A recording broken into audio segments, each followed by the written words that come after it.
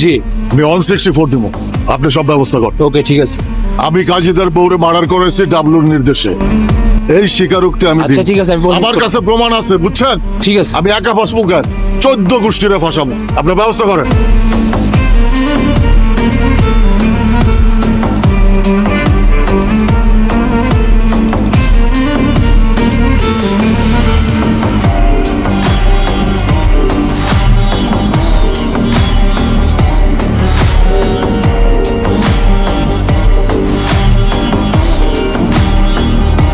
বস, জাকির তো 164 দ্বারা দিয়ে দিছে। কি বলছে 164 টাকা? বলছে যে কাজেদারে মারতে আপনি নাকি জাকিরে পাঠাইছিলেন, কাজেদারে মারতে গিয়া ওর বউর মেরে দিছে। আপনি পাঠাইছিলেন এটাও বলে দিছে।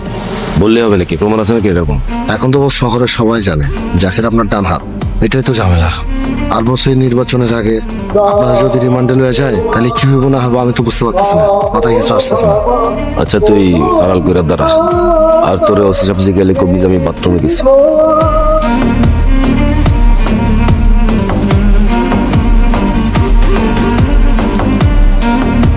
গাড়ি খুল, গাড়ি স্টার্ট দে।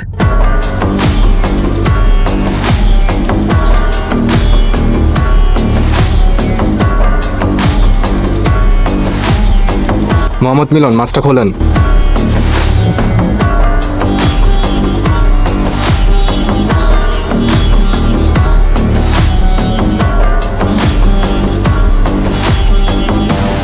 স্যার, স্যার আপনি হঠাৎ করে চলে আসলেন কেন স্যার?